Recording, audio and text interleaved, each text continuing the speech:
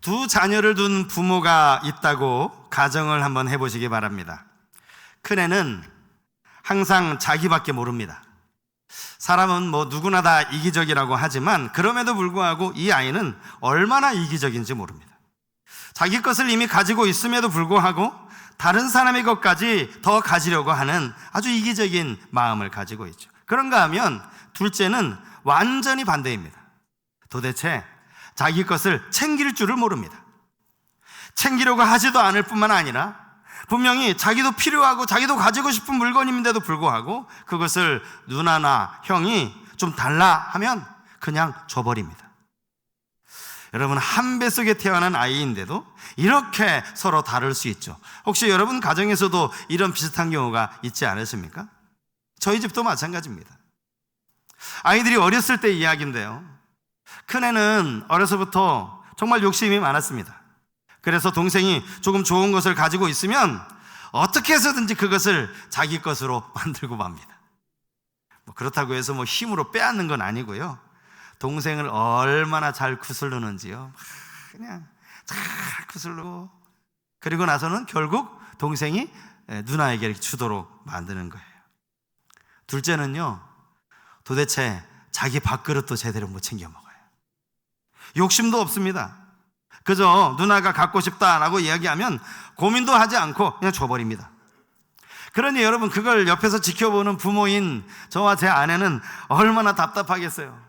큰애가 믿기도 하고요, 동생이 참 바보 같기도 하고, 또 때로는 안쓰러운 마음도 드는 겁니다. 이게 오래전 아이들 어렸을 때 이야기니까 정확하게 제가 기억은 나지 않는데요, 아마 무슨 장난감이었던 것 같아요. 둘째가 그 장난감을 가지고 재미있고 가지고 노는데 누나가 다가오더니 이거 누나도 좀 갖고 놀면 안 돼? 서서히 수작을 부리기 시작했습니다. 그러더니 어느 순간 보니까 누나 손에 그 장난감이 놓여 있는 거예요. 제가 그것을 보고 나서는요, 며칠 뒤에 둘째를 따로 불렀습니다. 그리고 문구점에 가서 그보다 더 비싸고 더 좋은 장난감을 하나 사줬어요. 단단히 일러주었죠. 이거 누나가 달라면 절대 주지 마.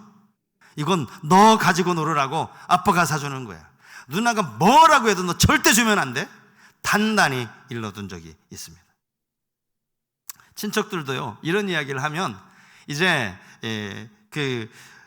항상 동생에게 용돈을 줄 때는 누나 몰래 이렇게 다른 곳에서 용돈을 줍니다. 그리고 나서 가만히 보니까요, 겉으로는 이 둘째가 누나한테 다 빼앗기고 동생이 완전히 손해보는 것 같은데 사실 가만히 보니까 둘째가 손해보는 게 아니더라는 거죠. 뒤에서 누나 몰래 후원해주는 든든한 후원자가 있는 거예요. 이런 걸 두고 앞에서 손해보고 뒤에서 남는다라고 이야기하는 건지는 잘 모르겠습니다만은, 제가 오늘 이 본문을 묵상하면서 들었던 생각입니다. 아브라함은 롯의 삼촌이면서 또 사실은 롯을 지금까지 돌봐주었던 보호자이기도 합니다. 그럼에도 불구하고 땅을 선택할 권리를 조카 롯에게 양보하죠. 그러자 롯은 정말 얌체같이 늘 자기밖에 모르는, 그래서 요단 지역을 차지해버립니다. 아이고 삼촌, 제가 어떻게 그럴 수 있어요. 당연히 삼촌이 먼저 선택을 하셔야죠. 이런 말 한마디도 하지 않고요, 그는 그렇게 자기 눈에 좋아 보이는 요단 동편을 택하고 아브라함을 훌쩍 떠나버리고 말았습니다.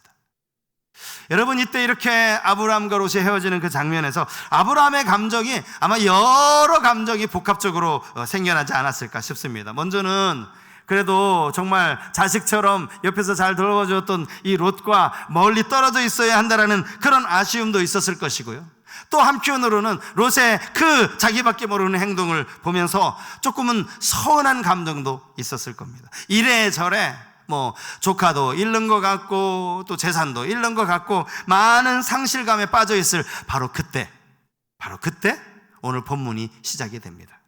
본문 14절에 보니까 롯이 아브라함을 떠난 후에 라고 되어 있죠. 그때 하나님께서 아브라함에게 찾아가셔서 아브라함에게 말씀을 하시는 겁니다. 근데요, 여러분, 여기서 우리는 하나님께서 꽤 오랜만에 아브라함에게 나타나셨다는, 아브라함에게 말씀하셨다는 사실을 우리가 알 수 있습니다. 본문 이전에 가장 최근에 언제 하나님이 아브라함에게 나타나셔서 말씀하셨는지 여러분 아십니까? 아브라함이 가나안 땅에 도착했을 때입니다. 여호와께서 아브라함에게 이르시되 라고 하는 이 구절이 창세기 12장 7절에 나오는데요, 여기 이렇게 기록되어 있어요. 여호와께서 아브라함에게 나타나 이르시되 내가 이 땅을 내 자손에게 주리라 하신지라. 자기에게 나타나신 여호와께 그가 그곳에서 제단을 쌓고, 가나안 땅에 도착해서 세겜 땅 모래 상수리 나무에 이르렀을 때에 그때 하나님이 아브라함에게 나타나신 거죠. 그러니까 꽤 오래전 이야기입니다. 그로부터 시간이 꽤 많이 지난 거죠. 가나안 땅에 기근이 들어서 애굽으로 내려갔을 때에도, 자기 아내를 누이 동생이라고 속여서 바로에게 아내를 빼앗길 만한 그런 엄청난 위기를 겪었을 때에도 하나님이 그것을 막으시고 다시 부자가 되어서 베델로 돌아왔을 때에도, 여호와의 이름을 불렀을 그때에도, 심지어 그렇게 가진 재물이 많아서 아브라함과 롯이 서로 갈등을 겪고 있는 바로 그때에도 하나님은 한 번도 아브라함에게 말씀하신 적이 없어요. 계속 침묵하셨어요. 그런 하나님이 이제 조카 롯을 멀리 떠나보내는 바로 그 시점에 비로소 여호와의 말씀이 아브라함에게 들려진 것입니다. 본문에서 하나님은 아브라함에게 두 가지를 약속을 하시죠. 15절과 17절 말씀을 보면 땅에 대한 약속의 말씀이고요, 또 16절은 자손에 대한 약속의 말씀, 17절 말씀은 14절, 15절의 내용이 반복이 되는 것 같아요. 땅에 대한 약속을 주시면서 여기에 또 하나 아주 심오한 말씀을 하고 계시는 것, 이것이 오늘 우리가 읽은 본문 말씀입니다. 여러분, 우리는 이 말씀을 통해서 진짜 복받은 사람은 아브라함이라는 사실을 깨달아 알 수 있습니다. 모르는 사람들은요, 야, 롯 진짜 복받았어, 삼촌도 어떻게 저렇게 마음씨 좋은 삼촌이 있대? 그거 당연히 삼촌이가 알질 줄 알았는데 너 보고 양보했다면서, 야, 삼촌 참 좋다, 너 정말 출세했구나, 롯이 복받은 사람이라고 그렇게 많은 사람들은 생각할지 몰라요? 하지만 그건 잘 몰라서 하는 이야기예요. 롯이 복받은 게 아닙니다. 진짜 복받은 사람은 아브라함입니다. 그걸 우리는 조금만 더 읽어보면 금방 알 수 있습니다. 저는 오늘 이 본문에서 아브라함에게 나타나셨던 하나님의 모습들을 몇 가지 한번 생각을 해보려고 하는데요, 아브라함에게 나타나셨던 첫 번째 하나님의 모습은요, 모든 것을 보고 계시는 하나님이에요. 모든 것을 보고 계시는 하나님. 하나님이 언제 아브라함에게 말씀하셨는지 제가 이미 롯이 아브라함을 떠날 때라고 그 시점을 말씀을 드렸는데요, 이게 뭐 정확하게 언제냐, 정확하게 어느 시점이냐는 걸 우리가 알 수는 없지만 롯이 지금 아브라함을 떠나고 있는 바로 그 이후에 얼마 지나지 않은 시점이라는 것을 우리가 알 수 있습니다. 어쩌면 아브라함의 시야에서 저 멀리 롯의 모습이 멀리 자꾸 희미해져 가고 있는 그때 하나님이 말씀하셨는지도 모르겠어요. 분명한 것은요, 롯이 아브라함을 떠날 때, 아브라함과 롯이 헤어질 그때와 하나님께서 아브라함에게 말씀하셨을 때의 그 시간의 간격이 그리 크지 않다라는 거예요. 여러분, 우리는 여기서 이 모든 것을 하나님이 다 보고 계셨다라는 사실을 짐작할 수 있습니다. 아니면 어쩌면 그렇게 아브라함이 롯을 딱 떠내보내는 그 시점에서 하나님이 아브라함에게 말씀을 하셨겠느냐고요. 하나님이 그거 다 보고 계신 것 아닙니까? 여러분, 성경을 종종 읽어가다 보시면, 야, 어떻게 이렇게 타이밍이 정확하게 맞지? 라고 생각되는 구절들을 아마 종종 발견하게 되실 거예요. 대표적으로 이런 말씀이죠. 창세기 37장에 보면 이제 요셉 이야기가 나오는데요, 요셉이 이 형들이 요셉을 얼마나 미워했든지 처음에는 요셉을 죽이려고 했거든요. 그런데 그래도 큰 형이라고 르우벤이 이 동생들을 만류하죠. 아유, 그래도 죽이면 되겠느냐고, 그냥 구덩이에 던져넣기만 하자고.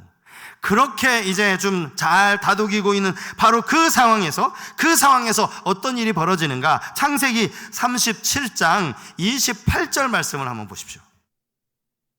그때에 미디안 사람 상인들이 지나가고 있는지라 형들이 요셉을 구덩이에서 끌어올리고 은 20의 그를 이스마엘 사람들에게 팔매 그 상인들이 요셉을 데리고 애굽으로 갔더라. 요셉이 지금 애굽으로 팔려가는 그 이야기죠. 그런데 여러분, 여기 나와 있는 이 그때라는 이 부사가 아주 정확한 시점이라는 거죠. 만약에 형들이 그래 죽일 수는 없고 그냥 구덩이에 밀어넣자 하고 구덩이에 던져버리고 자기 길을 갔더라면, 이 미디안의 상인들을 만나지 못했더라면 요셉은 그냥 그 자리에서 그 구덩이에서 빠져 있을 수밖에 없었던 것 아닙니까? 이 모든 것, 요셉이 구덩이에 여전히 있고 형들이 그 주위에 있는 바로 그때에 미디안의 상인들이 지나가게 하신 것, 이건 하나님이 다 보고 계셨다는 거예요. 하나님의 철저한 계획 가운데 있었다는 겁니다. 요셉이 애굽을 가야 되거든요. 애굽을 가야 나중에 이스라엘 야곱의 모든 식구를 구원해낼 것 아닙니까? 이것이 모든 것을 보고 계시는 하나님의 섭리였다는 사실입니다. 또 하나 찾아볼까요? 룻기 말씀이요. 룻기 2장 3절에 이런 말씀이 나옵니다. 룻이 가서 베는 자를 따라 밭에서 이삭을 줍는데 우연히 엘리멜렉의 친족 보아스에게 속한 밭에 이르렀더라. 여러분, 룻기 이야기는 대부분 좀 아시는 분들이 많을 것 같아가지고 제가 이거 일일이 다 설명을 드릴 수는 없어요.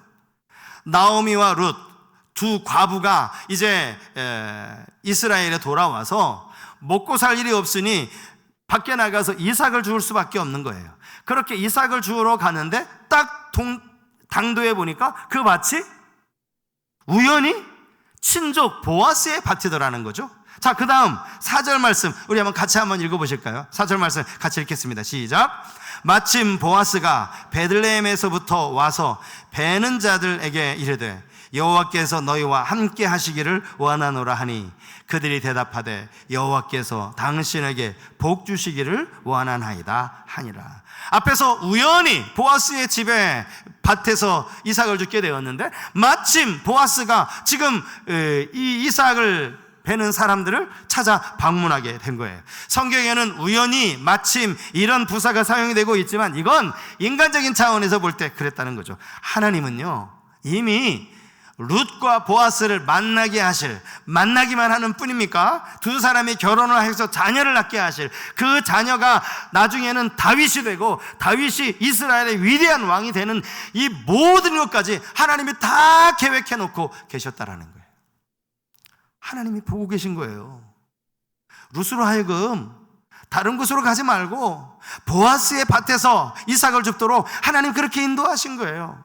보아스를 바쁜 일 많이 있었음에도 불구하고 이날 꼭 룻이 지금 일하고 있는 그날, 이삭 줍는 그날 일꾼들을 만나라고 그렇게 하나님 다 보고 계시고 하나님이 일하고 계시더라는 사실입니다.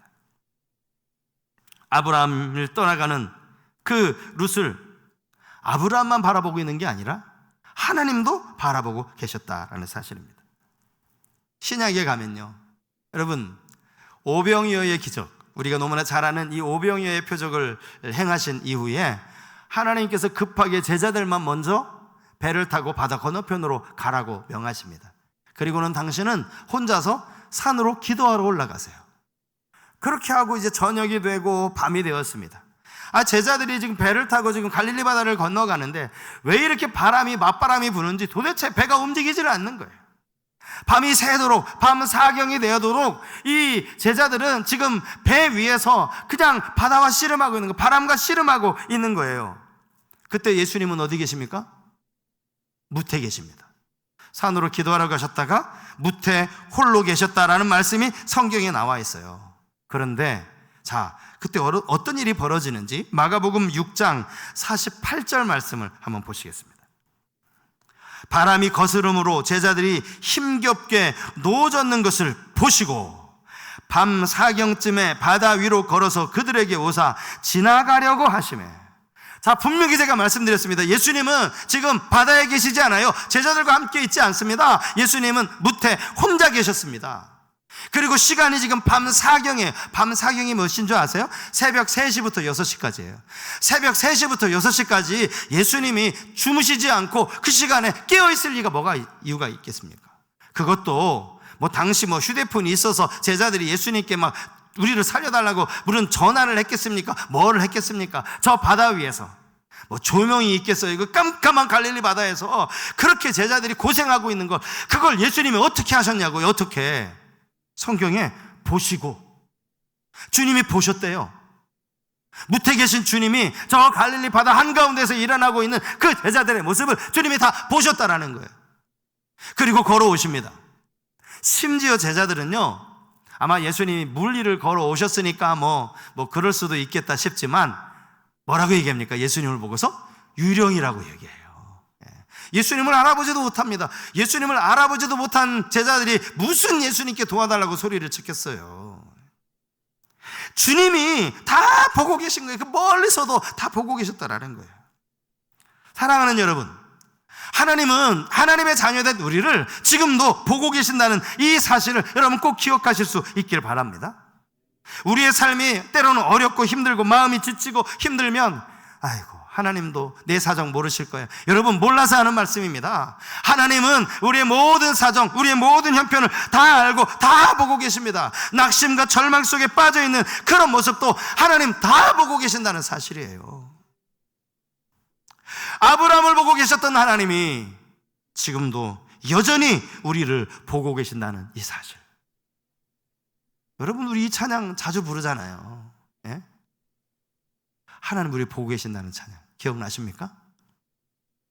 하나님 사랑의 눈으로 너를 어느 때나 바라보시고 하나님 인자한 귀로서 언제나 너에게 기울이시니, 하나님 우리를 언제나 보고 계시고 언제나 우리의 신음소리에도 응답하시려고 귀 기울이고 계시는 그 하나님, 우리 이 찬양 정말 자주 부르잖아요.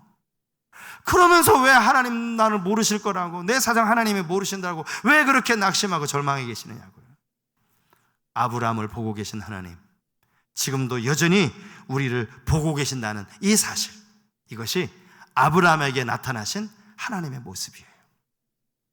또 하나 본문에 등장하는 그 하나님의 모습이 뭔가 하면, 이제 아브라함에게 보라라고 말씀하시는 하나님입니다.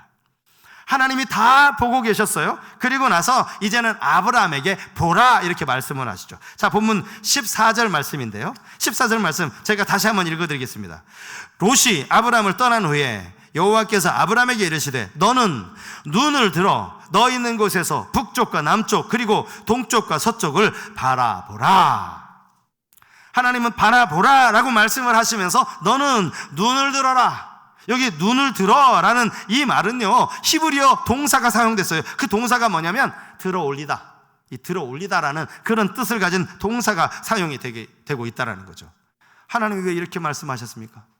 그냥 보면 되지 뭐 자꾸 눈을 들으라고 그렇게 하나님이 말씀하셨을까요? 아브라함이 지금 자꾸 자기의 처지와 자기와 환경과 자기의 형편, 자꾸 아래를 쳐다보고 있었던 거예요. 하나님이 먼저 보기 전에 눈 들어 라고 말씀을 하시는 거예요. 내 형편만 보지 말고, 내 현실만 보지 말고. 여러분, 우리가 그렇지 않습니까? 자꾸 내 상황이 어려우면 자꾸 아래만 쳐다봐요. 땅만 쳐다봐요. 상황이 어려워지면 어려울수록 더 아래로만 쳐다보게 되는 것이 우리의 모습입니다. 하나님이 먼저 눈을 들라고 말씀하시는 거예요. 그리고 바라보라는 거예요. 여러분, 여기서 바라보라는 것은요, 눈앞에 있는 현실만 바라보지 말고 멀리 보라는 거예요. 멀리. 여러분, 눈을 들어야 훨씬 멀리 볼 수 있는 것 아닙니까? 믿음이라는 게 바로 이거라는 거예요. 우리가 잘 알고 있는 히브리서 11장이 믿음장인데, 히브리서 11장 1절에 보면 믿음을 이렇게 정의했습니다. 믿음은 바라는 것들의 실상이요 보이지 않는 것들의 증거다. 당장 내 눈앞에 보이는 것만 믿는 거, 여러분 그거 믿음이 아닙니다. 그거 믿음이라고 말씀하지 마세요. 진짜 믿음은요, 내 눈에 보이지 않지만 이것이 분명히 존재한다는 사실을 내 마음에 확신하는 거, 이게 믿음이에요. 눈에 보이지 않아도 분명히 하나님 살아계신다, 눈에 보이지 않아도 이것은 분명히 존재한다라는 이 믿음, 믿음의 눈으로 보라라는 이 말씀을 지금 하고 계시는 거예요. 사실요, 아브라함 입장에서는 지금 눈을 들어 자기가 동서남북을 바라봐도 이 땅 아브라함 땅 아니에요. 지금 당장은 아브라함 땅 아니라고요. 처음에 아브라함이 가나안 땅에 도착했을 때 말씀드렸죠? 가나안 땅에는 이미 가나안 사람들이 다 살고 있었어요.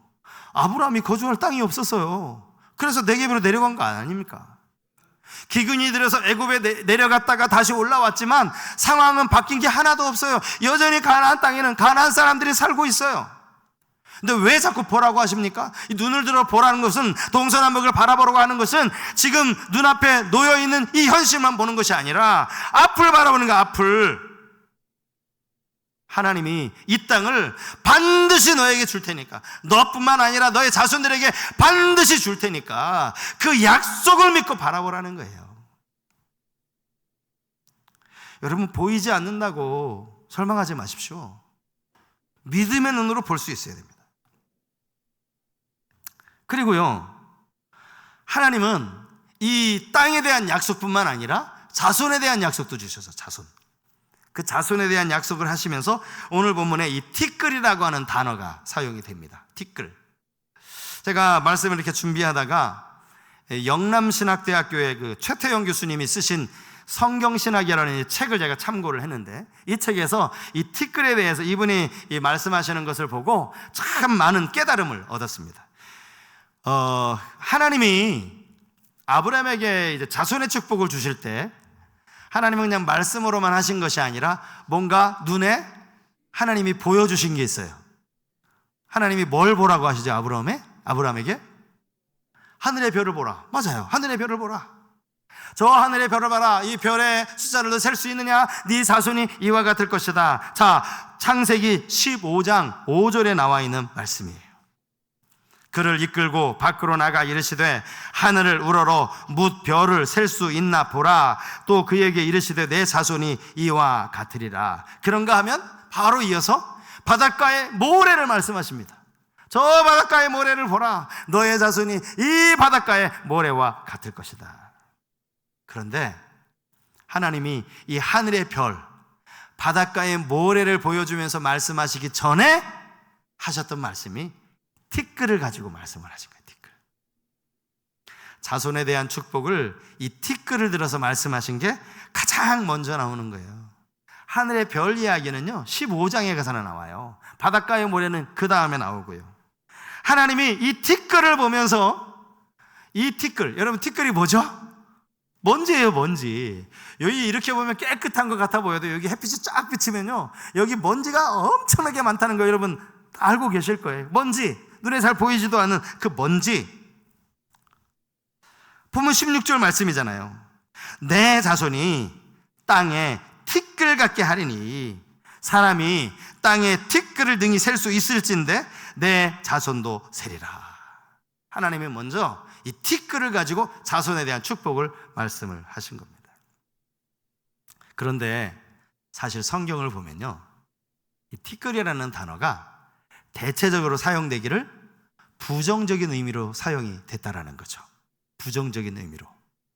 예를 들면 이런 거예요. 아브라함이 하나님 앞에 이제 조카 롯을 위해서 기도하죠. 저 소돔 땅을 위해서 하나님, 의인 50명이 있어도 그 땅을 멸하시겠습니까? 이 기도하잖아요. 그러면서 기도하는 끝에 아브라함이 자기 자신을 하나님께 뭐라고 얘기하는지 아세요?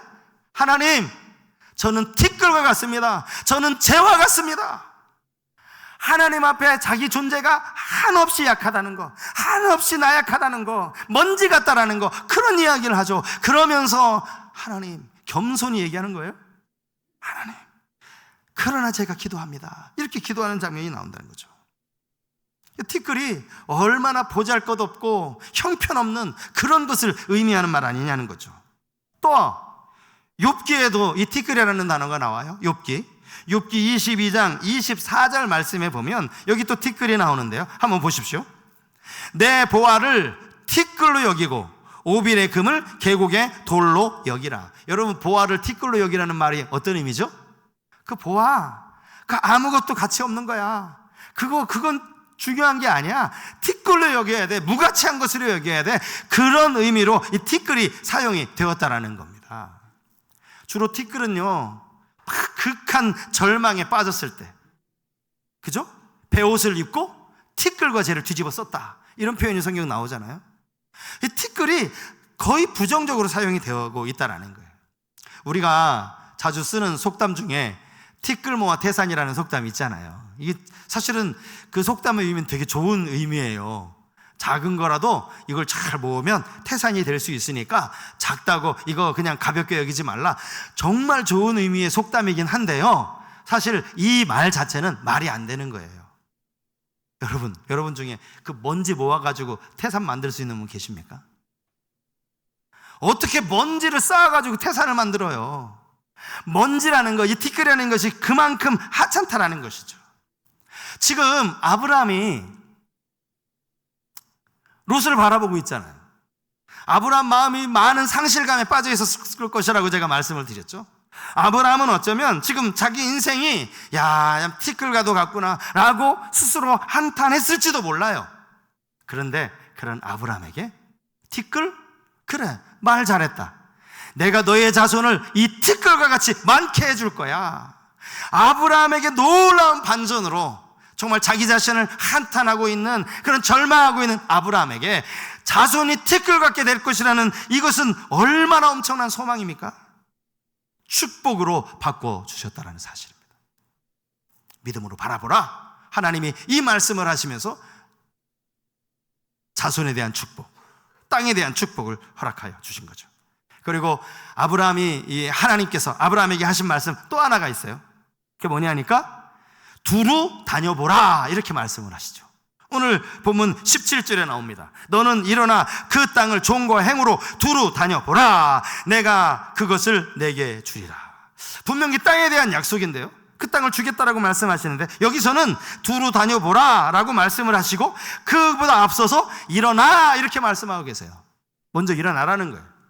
여러분, 여기서 일어나라는 말의 의미가 뭘까요? 그렇게 낙심하여 주저앉아 있지 말고 일어나라는 거예요. 두루 다녀보라라는 것은 종과 횡으로 여기저기 돌아다녀 보라는 거예요. 네 발로 한번 밟아보라는 거예요. 당장 너의 땅은 아니겠지만 밟아보라는 거예요. 여러분, 이 말 속에는요 순종의 의미가 담겨 있어요. 순종. 하나님 알았습니다. 땅 주시겠죠. 언젠간 주시겠죠. 그리고 가만히 앉아있지 말고 네가 벌떡 일어나서 다녀보라는 거예요. 걸어보라는 거예요. 네가 밟는 그 땅 너의 자손에게 내가 영원히 줄 테니까 한번 걸어보라는 거예요.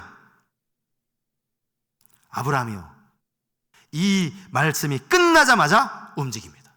일어나요. 자, 18절 말씀 보십시오. 이에 하나님의 말씀이 끝났어요. 이에 아브라함이 장막을 옮겨 헤브론에 있는 마므레 상수리 수풀에 이르러 거주하며 거기서 여호와를 위하여 제단을 쌓았더라. 여러분, 여기 헤브론이라는 단어가 여기 처음 나와요. 이제 헤브론 많이 들어보셨죠? 많이 들어보셨을 거예요. 성경을 좀 읽으신 분들, 성서교회 교인들이라면 헤브론 하면 이제 이게 머리가 연상이 되셔야 돼요. 헤브론, 아브라함이 사라를, 자기 아내를 위해서 땅을 사고 자기 아내를 묻은 곳이 헤브론이에요.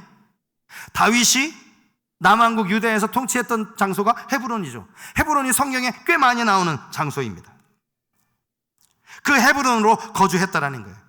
아브라함의 믿음은요, 여러분, 그가 언제나 행동하는 믿음이었다는 사실을 여러분 잊지 마시기 바랍니다. 히브리서 11장에 보면 이 믿음장에 믿음의 조상들에 대한 이야기가 쭉 나오는데요, 아브라함 이야기가 이렇게 나와요. 히브리서 11장 8절이요. 이게 이제 아브라함의 믿음에 대한 이야기예요. 믿음으로 아브라함은 부르심을 받았을 때 순종하여 장래의 기업으로 받을 땅에 나아갈새 갈 바를 알지 못하고 나아갔으며. 아브라함의 믿음이 뭐냐? 갈대아울에 살고 있었던 아브라함을 부르셨어요. 어디인지 정확하게 알려주지도 않고 일단 나오라 하나님 말씀하셨어요. 그 말씀에 순종한 거예요. 이게 믿음이라는 게. 이게 아브라함이 언제 믿음의 조상이 되는지 여러분 잘 알고 계시죠? 내가 너의 믿음을 알았다. 이제 내가 네 믿음이 정말 대단한 걸 내가 알았다. 언제입니까? 아들 이삭 바쳐라. 그 명령 떨어지자 말자요, 아브라함 이삭 데리고 갑니다. 이삭이 아버지에게 묻잖아요. 그죠? 여기 나무도 있고 다 있는데 아빠 재물은 어디 있어요? 아브라함이 그 말을 아들에게 들었을 때 마음이 어땠을까요? 하나님이 다 예비하셨을 거야. 그리고 갑니다. 모리아산에 올라가요. 제단 위에 올려놓습니다. 칼을 듭니다. 이게 순종이잖아요. 순종. 사랑하는 여러분, 하나님은 믿음을 보실 때 항상 거기에 순종을 요구하신다는 사실을 여러분 기억하시기 바랍니다. 그래야 이 믿음이 진짜 살아있는 믿음이라는 걸 하나님이 아시죠. 우리가 살아있는 믿음이라는 걸 하나님께 보여드릴 수 있는 것 아닙니까? 오늘 아브라함에게 진짜 복으로 임하신 그 하나님, 내가 너 모든 거 다 보고 있어. 아브라함을 위로하셔요. 그리고 너 바라봐. 멀리 바라봐. 눈앞에 거 보지 말고 멀리 바라봐. 그렇게 말씀하시고, 그리고 일어서서 걸어. 밟아봐. 순종을 요구하시는 거예요. 오늘 우리의 사정을 알고 계시고 보고 계시는 하나님, 믿음의 눈으로 바라보기를 원하시는 하나님, 그리고 그 믿음에 순종하기를 원하시는 하나님 앞에 믿음으로 반응하며 믿음으로 순종하며 살아가는 우리 모든 성도님들 다 되실 수 있기를 주님의 이름으로 축복합니다.